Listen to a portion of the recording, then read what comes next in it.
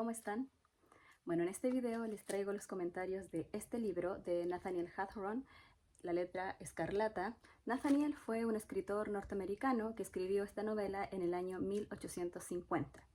Lo primero que quiero dejar claro es que este video no pretende ser una reseña exhaustiva del libro. Por supuesto les voy a comentar de qué se trata y por lo tanto va a haber spoiler, lo advierto desde ya, sino que quiero que este video esté orientado a los comentarios, desde hablar desde mi sensibilidad como lectora, cómo interpreté algunas partes que sucedieron, cómo fue el juicio que hice también ante determinadas situaciones que vivieron los personajes, también cómo fue el desarrollo del carácter de los personajes, porque si se ponen a pensar, finalmente esa es una virtud que tienen los libros clásicos, cuyos autores no necesariamente te dicen, intentan adoctrinarte o ideologizarte, sino más bien dejan abierta la interpretación, el juicio por parte del lector. Entonces, así como yo pude a lo mejor tener una impresión, una interpretación distinta dependiendo de la escena, otro lector puede haber tenido otra impresión o haber juzgado diferente la situación. Por esa razón es que yo creo que quienes amamos los clásicos entendemos que una de sus grandes virtudes es que nos enseñan eso, poder afinar el juicio, el discernimiento y, por qué no, también la prudencia. Muchas veces nos vamos a enfrentar a determinadas situaciones en la vida donde quizás no vamos a saber cómo actuar, pero si nos situamos como hemos leído quizás a tantos personajes que sí tuvieron esa vivencia, y tenemos modelos de virtud también como modelos de necedad, de cómo actuaron, ya tenemos de alguna forma trazado el camino para saber cómo actuar. Que eso es lo que busca finalmente una obra clásica, no necesariamente decirte qué pensar o qué hacer, sino más bien cómo actuar o cómo pensar. Bueno, dicho eso, vamos a comenzar con la breve reseña que quiero hacer del libro. Partiendo brevemente con lo que sería la reseña del libro, tenemos a nuestra protagonista que se llama Hester Prynne. Hester Prynne es una mujer puritana, una joven mujer que está casada con un doctor mayor que ella, y tal como señala el libro, es un hombre de notable inteligencia. Ellos llegan a una comunidad puritana en lo que sería la Nueva Inglaterra, lo que se conoció como las primeras 13 colonias y posteriormente lo que sería Estados Unidos.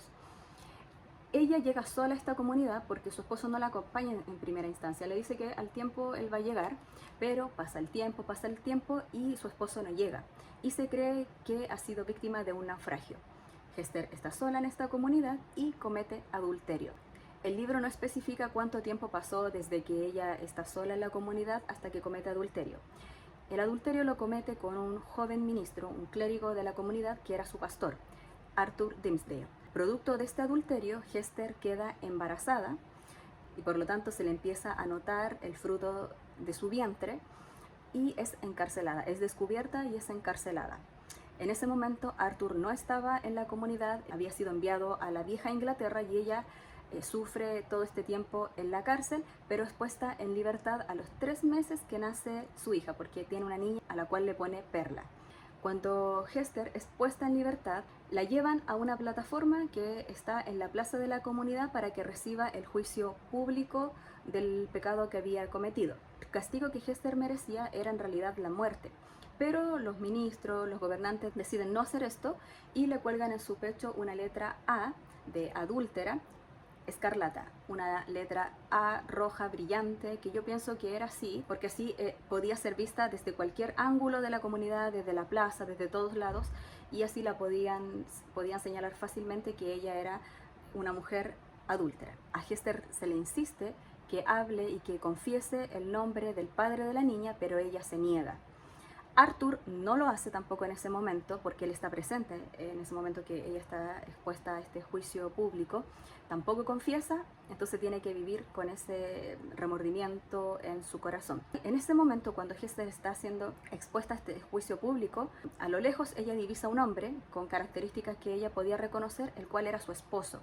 Su esposo no había muerto, había sido secuestrado por los Pieles Rojas, una tribu salvaje que existía en ese tiempo en América, pero había logrado escapar y había llegado. Entonces él llega a la comunidad y se encuentra con esta escena donde su esposa estaba siendo juzgada. Termina esta parte, Hester es puesta en libertad, pero con la condición de llevar esta letra A de adúltera en su pecho para siempre. Más adelante Hester logra hablar en privado con quién sería su esposo, porque no olvidemos que él era médico. Entonces, de alguna forma, la llegada de este hombre fue para la comunidad parte de la providencia divina, porque necesitaban un médico también. Estamos hablando de una época donde afectaban mucho las enfermedades, sobre todo las pestes. Entonces, frente a los ojos de los ministros, que haya llegado este hombre médico era parte de la providencia divina. Bueno, este hombre habla con Hester, le pide que revele el nombre, pero Hester se resiste a revelar el nombre con quien había cometido adulterio, y este hombre le pide a Hester que no diga que él es su esposo. Y ella le pregunta por qué. Bueno, una de las razones que él da es que no quiere sufrir la vergüenza pública de haber sido el hombre engañado. Y ella, sintiéndose culpable por lo que había hecho, acepta y guarda el secreto. Luego nos vamos a enterar de que este hombre en realidad estaba maquinando un plan terrible para poder vengarse y descubrir quién había sido el hombre con el que ella había cometido adulterio, que, como ya dijimos, había sido Arthur. Arthur pasa toda la novela guardando también este secreto, sin confesar, pero lo hace al final, donde ya afectado por el remordimiento y la culpa, se enferma tanto física como espiritualmente y termina confesando este pecado ante la comunidad en la misma plataforma donde Hester había sido juzgada la primera vez, ante los ojos de la comunidad. Él confiesa su pecado y fallece en los brazos de Hester. Ese es el final. Dije que iba a ser con spoiler. Bueno, ahora ya comienzan mis comentarios y no tengo... De verdad, me costó mucho poder hacer este video y expresar realmente lo que me hizo sentir este libro cuando iba leyendo acerca de los personajes, porque lo que me transmitió... Bueno, de partida lloré como 4 veces con el libro, principalmente con el personaje de Arthur y Hester. Voy a comenzar hablando sobre el personaje de Hester, porque ella es el ejemplo de abnegación, de amor, de paciencia hacia los demás, aun cuando quizás los demás no lo merecían. Físicamente, Hester era una mujer hermosa. Voy a describir lo que dice el autor. Dice: la joven era alta y de porte distinguido. Su abundante cabellera oscura era tan brillante que rechazaba con destellos los rayos del sol.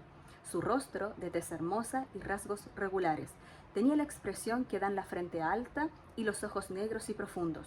Su aspecto era el de las damas aristocráticas de aquella época, que se caracterizaban por cierta ceremoniosa dignidad más que por la gracia delicada e imperceptible de hoy. Y aquí, cuando el autor describe cómo era físicamente Hester, una hoja atrás vemos cómo las mujeres que también vivían ahí en la comunidad empiezan a murmurar contra ella, porque estamos hablando de cuando ella está siendo expuesta al juicio público de haber cometido adulterio. Estas mujeres murmuraban que en realidad ella necesitaba la muerte, que cómo ella podía vestirse de cierta manera. Y yo creo que el autor, esta descripción, de hecho una hoja atrás, sobre las mujeres que estaban hablando mal sobre Hester, dice que una de ellas era la más fea y despiadada de todas. Y después hace la descripción del físico de Hester. Y yo creo que esto fue deliberado por parte del autor, porque muchas veces cuando escuchamos a mujeres hablar mal de otras mujeres, no necesariamente lo hacen en razón de los actos que han cometido o que están cometiendo esas mujeres, sino más bien lo hacen motivadas por la envidia hacia su belleza. Entonces yo creo que el autor hizo esto de manera intencional, para poder decirnos que mucho de la murmuración o del juicio que había en el corazón de estas mujeres frente a lo que Hester estaba sufriendo era en parte por envidia hacia su belleza. Bueno, eso en relación al físico de Hester. Y en cuanto a su carácter, es una mujer que recibió el castigo, digamos, con dignidad y fortaleza, porque era una mujer, ella de alguna forma ya había pagado por este acto pecaminoso que había cometido, había sido encarcelada, había tenido a su bebé en la cárcel, la dejaron libre 3 meses después, luego le colgaron esta letra en su pecho para que fuera evidente ante los ojos de los demás cómo ella, lo que ella había hecho. No obstante con eso, la apartaron de la comunidad y la hicieron vivir en una casa lejos de la comunidad. Su hija no jugaba con los demás niños, fueron las dos totalmente apartadas. de la comunidad. Uno podría decir que ya había pagado lo suficiente por su pecado, porque en ningún momento tampoco el libro expresa que Hester tuviera un carácter, digamos, respondón, poco sumiso. No, fue una mujer que recibió el castigo sin reclamo, sin objeción alguna. Pero ella cargó con esta letra durante 7 años en su pecho, recibiendo el juicio diario de la gente.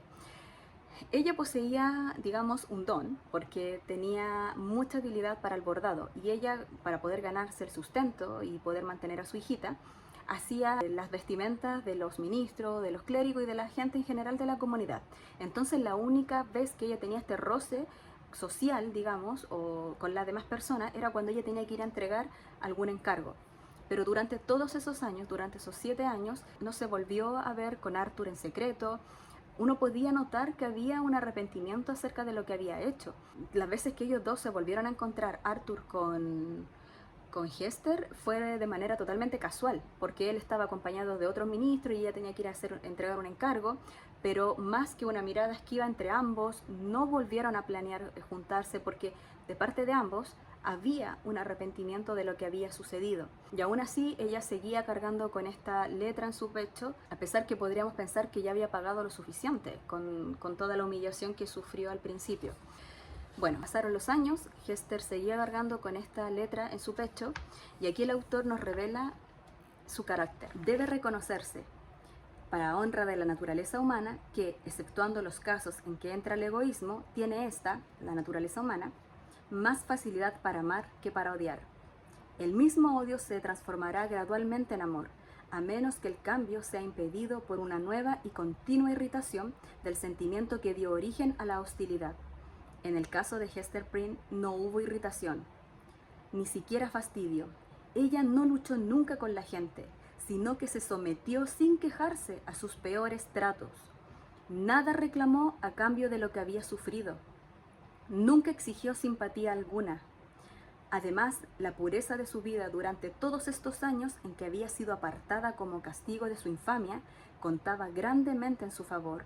Sin nada que perder en la opinión de la humanidad, sin esperanzas y aparentemente sin deseos de conquistar nada, no podía ser otra cosa que verdadera virtud lo que había atraído nuevamente a la descarriada al camino del bien. Es decir, aquí el autor deja claro que en esos 7 años Hester se arrepintió de lo que había hecho, había ya sufrido lo suficiente, pero a cambio de eso ella respondía con amor. Miren lo que dice aquí. Habíase observado también que mientras Hester Prynne nunca hacía valer el menor título para participar en los privilegios del mundo, como no fuesen el de respirar el aire común y ganar el pan de cada día para Perla y para ella con el trabajo de sus manos, estaba siempre pronta para sentirse hermana de la humanidad cuando se trataba de dar. Nadie más dispuesta que ella para dar de su pequeña subsistencia a los necesitados, aunque a veces estos, amargados, respondiesen con un insulto al alimento que regularmente les era llevado a la puerta, o de las ropas hechas para ellos por manos que podían haber bordado la túnica de un monarca. Hester tenía ese arte del bordado, lo llevaba a un nivel de excelencia. Nadie era más abnegada que ella cuando la peste se extendía por la ciudad. En todos los momentos de desgracia individual o colectiva, la mujer repudiada por la sociedad sabía ser útil. En esas oportunidades, la naturaleza de Hester había mostrado su valor y riqueza. Era una verdadera fuente inagotable de ternura humana, fiel a toda necesidad. Su pecho, con el distintivo de su vergüenza, la letra, era almohada suave para la cabeza de aquel que la necesitaba. La letra era símbolo de su oficio. Era tan servicial y había en ella tal poder de comprensión que mucha gente se resistía a interpretar la letra A escarlata de acuerdo al significado primitivo. Tanta era la fortaleza de Hester Prynne que había quien leía en el signo la palabra abnegación en vez de adulterio. O sea, yo creo que agregar más a esto entorpecería, creo yo, lo que el autor quiso dejar claro acerca de Hester. Podemos ver que durante sus 7 años ella sufrió el rechazo de la gente, pero nunca dejó de dar ni mostrar amor por quien lo necesitaba, aun cuando a veces las mismas personas la rechazaban. Bueno, ese era el carácter de nuestra protagonista. Una mujer que recibió el castigo sin quejarse, sin esperar simpatía alguna, pero que respondía con amor al desprecio de la gente. Finalmente, su propio servicio, su propio amor hacia los demás, hizo de alguna manera un cambio en actitud de estas personas. Cuando hoy en día, por ejemplo, tenemos a personas que abogan y abogan por sus derechos, que mis derechos, y creen que están siendo víctimas de injusticia, cuando a veces es simplemente justicia lo que pasa con ellas. Tenemos aquí el caso de Hester, que ella teniendo todo el derecho de quejarse, porque convengamos que ella ya había pagado en la cárcel, había sido encarcelada, había tenido a su bebé en la cárcel, no obstante recibió el juicio público en esa plaza, luego cargó con esta letra durante 7 años. ¿Quién más que ella podía haber dicho ya basta, estoy arrepentida, no más? Pero no fue así. Bueno, luego tenemos el esposo de Hester, que era un hombre de notable inteligencia, que era un hombre mayor que Hester y que cuando se ve enfrentado a esta situación cambia totalmente. De hecho, Hester reconoce en él que era un hombre justo y bondadoso, pero producto del engaño que había sufrido había cambiado totalmente. Hay una parte en el libro donde el autor describe cómo había sido este cambio en el carácter de Roger, el esposo de Hester, y dice así: en una palabra, Roger Chillingworth era la evidencia más sorprendente del poder que tiene el hombre de transformarse en demonio, si así lo desea, y de desempeñar por algún tiempo las funciones de este. El desgraciado personaje se había dedicado durante 7 años al análisis constante de un corazón lleno de torturas, gozando con ellas, avivando el fuego de las angustias que analizaba y se complacía en contemplar. Es decir, lo que se había propuesto Roger a hacer con quien había sido el que había cometido adulterio, o sea, a torturarlo, a atormentar esta alma que él sabía que sufría en silencio por no haber confesado públicamente su pecado. De hecho, hubo un momento en el cual, que ya vamos a llegar a él, cuando Arthur intenta confesar esto ante el pueblo, su pecado, Roger lo intenta parar para que no lo haga, para que siguiera sufriendo en silencio, porque él sabía de alguna forma que si Arthur confesaba iba a poder quedar librado de esa culpa y ya poder morir, como sucede al final del libro, en paz. Esa fue la función de este personaje nefasto, pero algo también que me llamó la atención es que si bien este hombre había sido víctima, Hester reconoce que tuvo culpa en el cambio de personalidad que tuvo este hombre. Es muy común hoy en día, por ejemplo, de pensar de que cuando nosotros hacemos algo o provocamos algo en una persona, es muy común esperar que la persona realmente tenga dominio propio sin antes nosotros hacernos responsables, que quizás fuimos nosotros quien provocamos esa reacción. Nadie justifica lo que hizo, sin nosotros tener responsabilidad alguna o asumir responsabilidad alguna. En cambio aquí, en un diálogo que se da con Hester, este hombre le pregunta a Hester, a su esposa: ¿y qué soy ahora?, preguntó mirándola a la cara y mostrando toda su maldad escrita en su rostro. Pero ya os he dicho lo que soy, un demonio. ¿Quién me hizo así? Fui yo, dijo ella, temblando. Fui yo tanto como él, Arthur. Entonces, Hester reconoce la culpa, la responsabilidad de que este hombre haya sufrido este cambio. O sea, fue una mujer que adulteró, que traicionó la confianza de su esposo, y en ningún momento ella dice: no, o sea, tú eres dueño de tus propias acciones, no importa lo que yo haya hecho, tú eres... No, igual ella asume cierta responsabilidad. Ahora vamos a ver que más adelante, cuando ella le confiesa a Arthur quién es este hombre en realidad, ambos quedan de acuerdo que el pecado que él hizo, Roger, al haber torturado todo este tiempo a Arthur, en realidad tan despiadado, y fue mucho peor el pecado que él cometió que el adulterio que ellos cometieron. Pero bueno, eso también queda a juicio del lector. Tenemos otro personaje que es Perla. Perla es el fruto de este adulterio.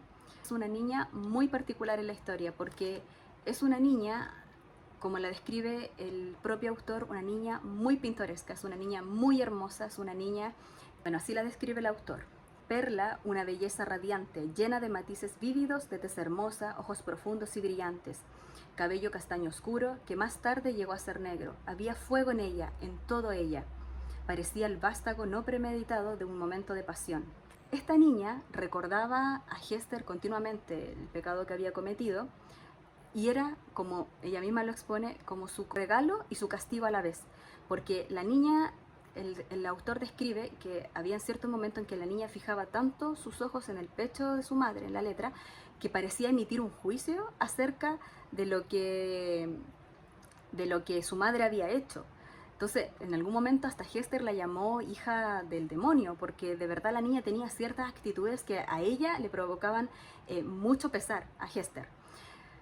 Pero en el fondo igual se hace ver que la niña era una niña bondadosa, simplemente que por las circunstancias ella había desarrollado una personalidad donde era muy arisca, por ejemplo, con la gente, con los mismos niños de la ciudad, con los mismos niños de la comunidad, no se llevaba con ellos, los alejaba cuando ellos intentaban acercarse.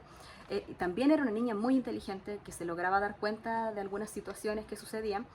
Entonces es un personaje clave donde a Hester se le recuerda diariamente, no solamente por el hecho de la vista que los demás fijaban en la letra escarlata, sino que como ella vivía con la niña, era un recuerdo minuto a minuto de lo que había hecho.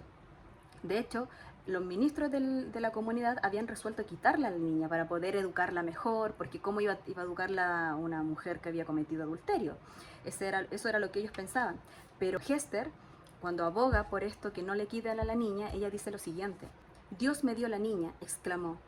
Él me la dio a cambio de todas las cosas que vosotros me habéis quitado. Ella es mi felicidad y mi tortura.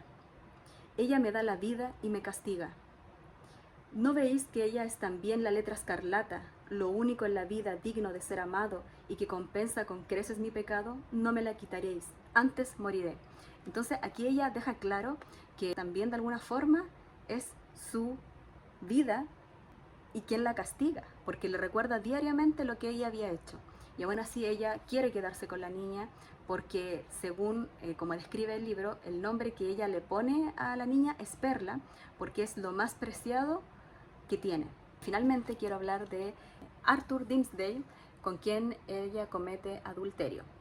Arthur fue un personaje que me causó a momentos un poco de rabia, un poco de desesperación, porque creo que el autor logra tan bien expresar el sentimiento, el remordimiento que Arthur tenía en su pecho, aquí adentro, al no confesar lo que había hecho, que yo al momento sentía como un nudo en la garganta cuando describía por lo que estaba pasando a Arthur.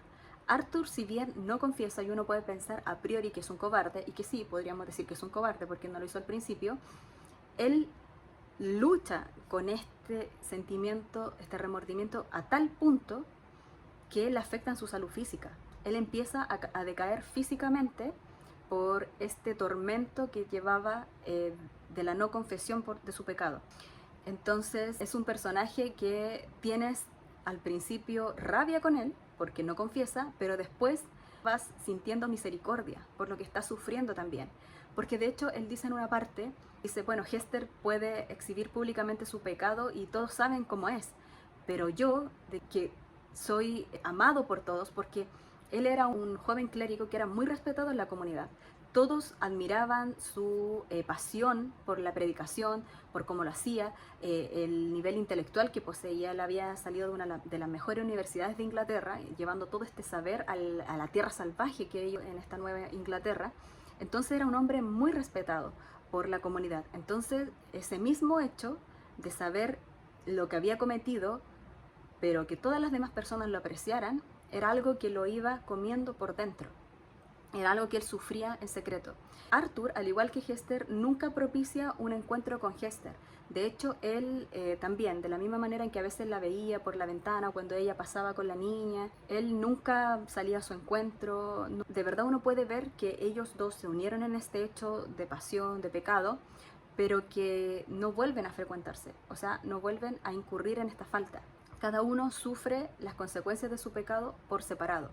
Por otro lado, también lo que me llevó a pensar acerca de Arthur es que él, si bien no confiesa su pecado públicamente, tiene un alto concepto de lo que es la santidad de Dios. Porque ¿cuántos de nosotros llevamos pecados en el corazón que no son vistos, pero que no nos afectan a tal grado de que nos repercute quizás en la salud física? Bueno, igual quizás depende del tipo de pecado. En el caso de Arthur, por supuesto que era un pecado ante los ojos de Dios terrible, aunque todos los pecados son terribles, obviamente. Pero ¿cuántos de nosotros a lo mejor podemos vivir con eso en el corazón sin tener conciencia de la alta santidad del Señor? Y Arthur sí la tenía, sí la tenía. Era un hombre que, como ya dije, era tanta la culpa que sentía que eso le fue afectando en su salud física. De hecho, hay una parte que se las voy a leer. Al final del libro, Arthur tiene un encuentro con Hester porque ella decide contarle finalmente quién es el doctor, porque a todo esto Arthur se va a vivir con el doctor a una casa que es acomodada por una de las mujeres que tenía dinero en la comunidad, y ella le ofrece este espacio a ellos dos para que se vayan a vivir juntos. Como ya dije, el doctor, como era doctor, había sido visto por los ministros como parte de la providencia divina ante los problemas físicos que tenía Arthur. Entonces, qué mejor que él que estuviera al cuidado de Arthur. Entonces, Roger, que no hizo más que torturar todos esos años a Arthur, ya sea atormentándole mediante las conversaciones que tenían para que él pudiera confesar lo que había hecho, o simplemente diciéndole indirectamente que había sido un hombre que se engañaba a sí mismo, que era un hipócrita porque no confesaba, etc. O también suministrándole medicamentos, hierbas, porque él había aprendido a hacer muchos tipos de remedios con hierbas el tiempo que estuvo con los indios. Entonces también por ese lado él le podía estar administrando un tipo de veneno que lo mantenía vivo para poder torturarlo, pero también que lo iba matando de a poco físicamente. Entonces por eso, cuando se da cuenta y se encuentra en otra oportunidad con Arthur, que él estaba muy mal físicamente, decide confesarle a Arthur quién era Roger. Pero primero Hester habla con su esposo para decirle que lo iba a delatar. Cuando Hester encuentra un momento para poder reunirse con Arthur, que no es algo que ellos acuerdan, sino que ella sabe que él venía de cierta parte, de cierto camino, y que lo podía encontrar a una determinada hora pasando por un lugar específico, ellos tienen una conversación. Arthur le pregunta, Hester, dijo, ¿habéis encontrado paz? Ella sonrió tristemente bajando los ojos al pecho. ¿Y vos? Preguntó ella. No, nada más que desesperación, contestó él. ¿Qué otra cosa podría yo buscar siendo lo que soy, llevando una vida como la mía? Si fuera ateo o un hombre sin conciencia, o un desgraciado de instintos groseros y brutales, podría haber encontrado paz hace mucho tiempo. No, nunca lo hubiera perdido. Pero para el alma que me ha dado Dios, y considerando la capacidad para el bien que antes había en mí, todos los mejores dones se han vuelto instrumentos de tortura espiritual. Hester, qué desdichado soy. Y Hester le dice, el pueblo os venera, dijo Hester. Yo estoy segura que hacéis mucho bien. ¿No os consuela eso? Y miren aquí lo que dice él. Solo me causa más dolor, Hester, nada más que dolor, contestó el clérigo con una amarga sonrisa. En lo que se refiere al bien que en apariencia puedo hacer, no tengo fe en él. Tiene que ser falso. ¿Qué puede hacer por la redención de otras almas un alma tan manchada como la mía? ¿Qué puede hacer un alma corrompida por la purificación de otras? En cuanto a la veneración de la gente, desearía que se volviese desprecio y odio. ¿Podéis creer acaso, Hester, que sea un consuelo subir al púlpito, ver tantos ojos vueltos hacia mí, como si mi rostro irradiase luz del cielo, sentir que mi rebaño está hambriento de verdad escuchando mis palabras, como si estuviera hablando en la lengua de Pentecostés, y luego mirar dentro de mí mismo para descubrir la negra realidad de lo que ellos idolatran? En el fondo de mi corazón, muchas veces me he reído con amargura y con angustia ante el contraste que existe entre lo que parezco y lo que soy, y Satanás también se ríe. Hester le dice, os hacéis daño al pensar así y os equivocáis, dijo Hester suavemente. Os habéis arrepentido profundamente. Vuestro pecado ha quedado atrás en el pasado lejano. Vuestra vida actual no es menos santa, en realidad, de lo que parece a los ojos de la gente. ¿No hay por ventura realidad en la penitencia sellada, así y atestiguada por buenas obras? ¿Y por qué no habría de traeros paz? No, Hester, no. dijo el clérigo. No hay sustancia en esa penitencia. Es fría, está muerta y no puedo hacer nada por mí. Mi castigo ha sido grande, pero no he hecho penitencia. Para hacerla hubiera debido despojarme hace mucho tiempo de estos vestidos de falsa santidad y mostrarme ante los ojos de los hombres como me verán ante el último tribunal. Feliz de vos, Hester, que lleváis la letra escarlata abiertamente sobre el pecho. La mía arde en secreto. Después de un tormento de 7 años de engaños, no sabéis, Hester, qué alivio siento al encontrar a alguien que sabe lo que soy.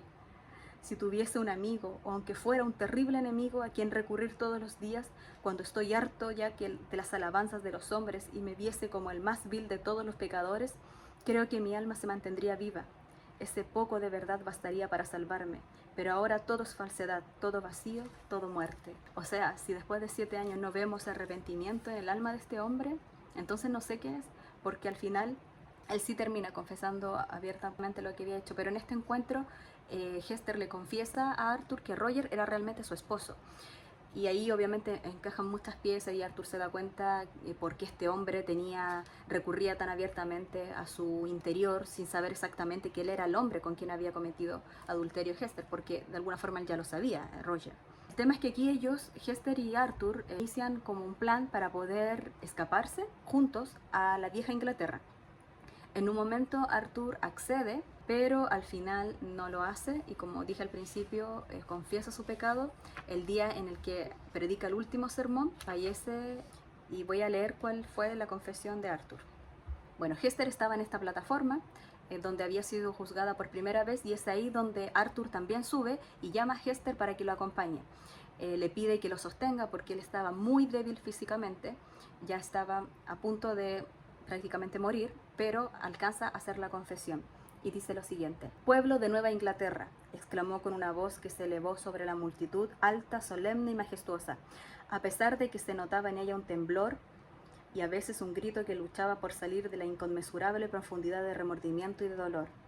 «Vosotros que me habéis amado, vosotros que me habéis creído tanto, vedme aquí como el más grande pecador del mundo.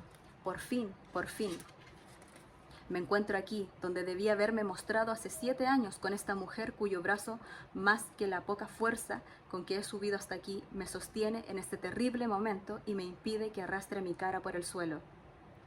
Mirad la letra escarlata que lleva Hester, os habéis estremecido ante ella, donde quiera que haya dirigido sus pasos, donde quiera que, cargada con su desgracia, haya esperado encontrar reposo. La marca ha lanzado un funesto reflejo de terror y repugnancia a su alrededor, pero en medio de vosotros había alguien marcado también por el pecado y la infamia que os estremecía». Y más adelante él se descubre su vestimenta, su pecho, y la marca estaba sobre él. Él también sabía hecho la marca de la letra escarlata en su pecho. Algunos dicen que fue por adulterio, también podría ser por Arthur, pero lo cierto es que él también sufría esa marca en silencio. Y al final vemos su confesión que le permitió descansar en paz finalmente, porque él nunca deseó esta fuga realmente, porque cuando él está haciendo esta confesión, Hester de inmediato pensó de que ya no iban a escaparse juntos. Entonces cuando ella le pregunta esto, pero es que ya no nos vamos a ver, él le dice: «Callad, Hester, callad», dijo con trémula solemnidad. Tengo miedo. Yo creo que desde el momento que olvidamos a Dios, desde el momento en que cada uno de nosotros violó la reverencia debida al alma del otro, era en vano esperar que podríamos encontrarnos más tarde y vivir para siempre unidos y puros. Dios lo sabe y es misericordioso. Ha mostrado su bondad en mi aflicción, dándome esta tortura que ha abrazado mi pecho, enviándome ese sombrío y terrible anciano el anciano era el esposo de Hester, para mantener el suplicio siempre encendido, trayéndome aquí para morir esta muerte de ignominia ante el pueblo. Si me hubiera faltado alguna de estas angustias, me hubiera perdido para siempre. Loado sea su nombre, hágase su voluntad. Adiós». Y ahí muere en los brazos de Hester. No hubo segunda oportunidad como para que ellos rehacieran sus vidas, sino que cada uno sufrió las consecuencias que tuvo ese pecado, y este hombre al final nos muestra que tardó 7 años, como bien él lo confesó, pero que en ningún momento él vivió en paz. En ningún momento él vivió feliz con ese pecado, porque, como ya mencioné, él tenía un alto concepto de la santidad de Dios. Bueno, y ya para terminar quiero decir una reflexión final, que es que de alguna forma todos nosotros cargamos con letra escarlata, ya sea visiblemente como en el caso de Hester o en el corazón, torturándonos día a día como en el caso de Arthur. Nosotros sabemos que si hay un arrepentimiento genuino de nuestros pecados, Cristo ya los perdonó, ya sea que los hayamos cometido en el pasado, en el presente o los pecados que vamos a cometer, Cristo ya pagó por ellos. Pero las consecuencias del pecado siempre van a estar ahí y nos van a perseguir hasta el día de nuestra muerte. Por eso la prudencia con la que actuamos ante determinadas situaciones es fundamental, porque las consecuencias van a estar. ¿Puede existir un arrepentimiento genuino de las cosas que hagamos? Por supuesto, y Cristo nos va a perdonar. Y nadie tiene el derecho de decirnos cada vez o sacarnos en cara lo que hicimos, como en el caso de Hester, que ella ya había pagado, ya había mostrado arrepentimiento y aún así era señalada por las personas por el pecado que había cometido. No nos debe importar que la gente nos señale cuando ya Cristo ha pagado por nosotros. Y aunque el Señor es misericordioso y puede otorgarnos paz, algo es muy claro, que las consecuencias del pecado pueden arder en el corazón o en la conciencia y al igual que en el caso de Arthur, hasta la muerte.